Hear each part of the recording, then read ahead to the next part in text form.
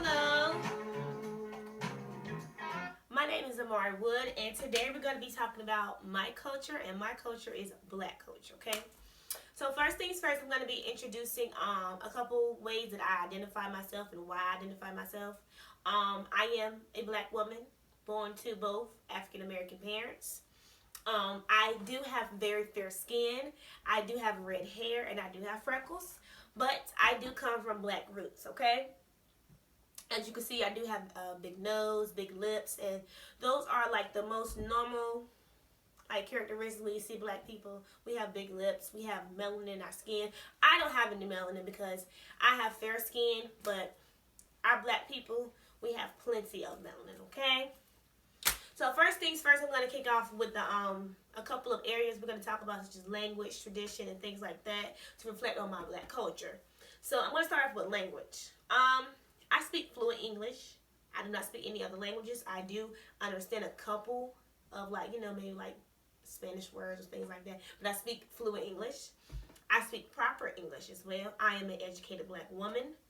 I am able to speak with plenty of professionalism, plenty of educational vocabulary, and things like that in my nature when I speak. And that's just something that I wanted to, remind people of, because sometimes we're not identified as educated, but one thing about us Black people, we are very educated, okay? Another area that my language that I have is slang, okay? So what I'm going to do is introduce a few things out of my bag to represent some of the things I want to talk about today.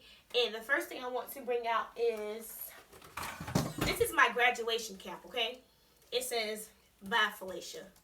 And "Bye, Felicia" is something that we kind of say in the Black world and Black language and speak like that, just like, "Bye, Felicia," like, I gotta go, I'm out of here type thing. And I wanted to use this to symbolize my language and the things that I also, have in my vocabulary. Like I said before, I'm very educated. I know how to talk. I speak very proper, professional, and things like that. But I also am a Black woman, and I also use slang and colloquialism. Sometimes I do say the word "ain't" or "kinda" or things like that. When I'm ready to let my hair down and not be professional, I use those words, okay? So my "Bye, Felicia" is the first thing that I grabbed out of my bag, okay? So now we're going to reflect on traditions. Traditions is something like, our family reunions, our cookout, and things like that. And in my bag, I'm going to grab this spatula right here, because this spatula represents the family reunions and the cookouts. So if you don't know what a family reunion is, or even a cookout, they pretty much are the same thing. But the family reunions are annually, and they are significant to the family, and special days, and it's planned accordingly, okay? A family reunion is where people come together to share memories, they share their time, they eat, they dance, they celebrate, they have fun, they take pictures, they do the whole nine, okay? And so when we come to celebrate in the family reunions, it's really just to create more memories for the next following years, and to, meet each other. Every year someone is at least going to have a baby, or someone may have got married. This is a time for everybody to come together and catch up and meet other people, and, just bring each other back to one big whole. And back in prior days, family took this very seriously, especially our older ancestors and our older generation. They wanted us to come together and just be united and take pride in our family and lean on each other when we needed them. And so that's really the symbolic thing when it comes to family reunions, cookouts, and stuff like that. Cookouts is really kind of just the same thing, but it's more not planned as annually. They're more planned throughout the year, or whenever you get ready to have one for special occasions such as birthdays, holidays, or if you just want to throw one because it's Friday. You get what I'm saying? So that's one thing that we like to do as Black people, is come together and celebrate, eat, and we do that with family reunions, cookouts, things like that. We also have Black History Month. And in my bag, I'm going to have a calendar for the month of February. The month of February is the month for Black History Month. And this month was dedicated to us to embrace our symbolic culture and have one month that was dedicated to us due to so much pain and due to much, just so much things that we endured when we were in past times and things that we had going on in our lives. And we basically were just celebrated that month for everything that we done to get how far we came into today's world. So I decided to use a calendar because of the month of February for Black History Month.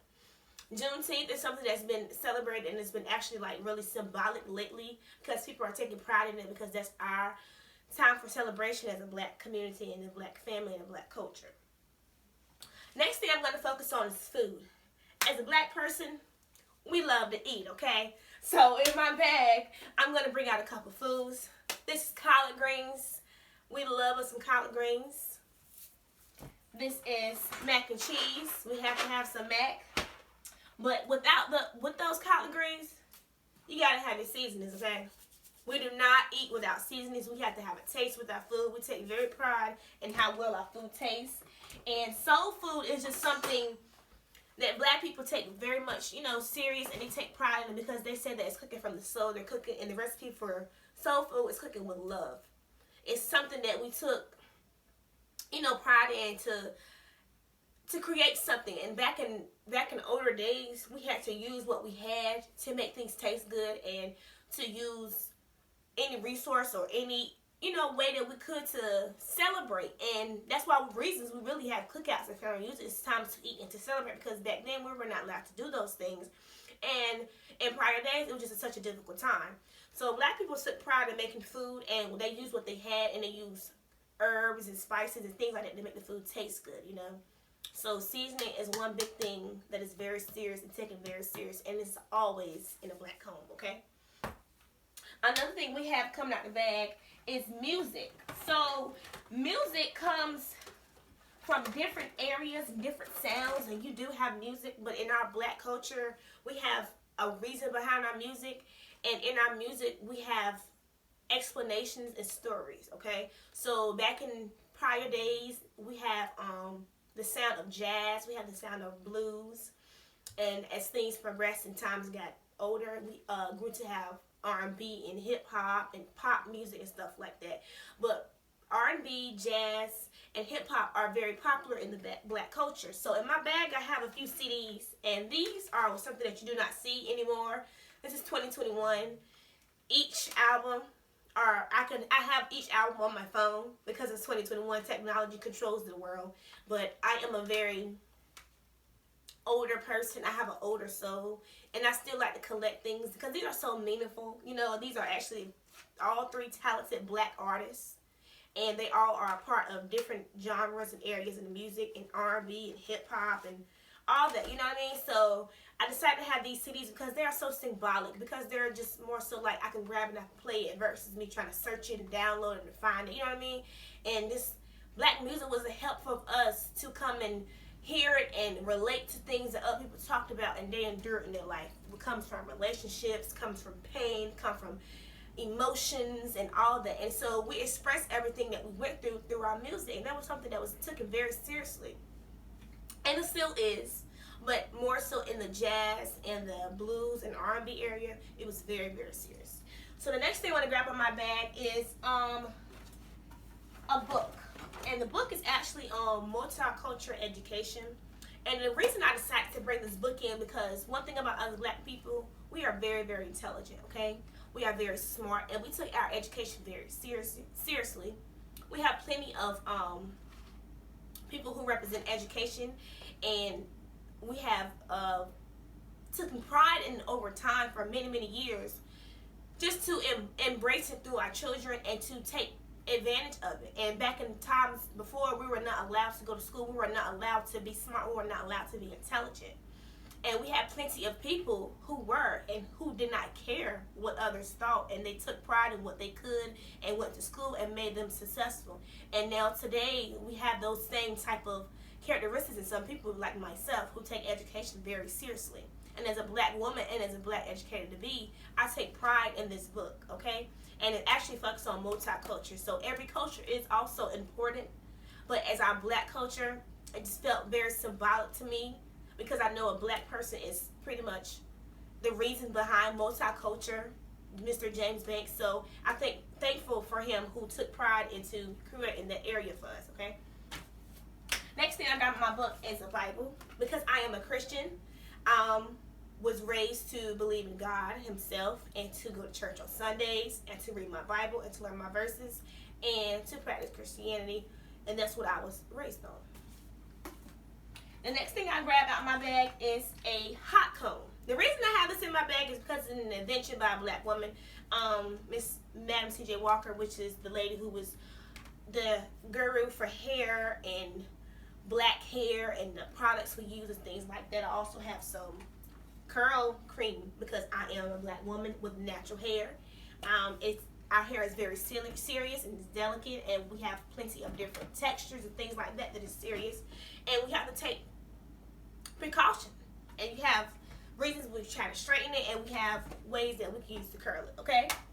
And the last thing I have in my bag is a camera, because a camera is used to create memories, and as black people, sometimes we wasn't able to have and capture those memories because some things was brought to us and we were not allowed to keep them forever, and sometimes it's very sad. But I had grabbed a camera because it's actually an older camera. Like I said, I collect different things and antiques because I like them, but it was used to take pictures in our Renaissance area, everything that we went through before in our tough times. We had the camera to see that.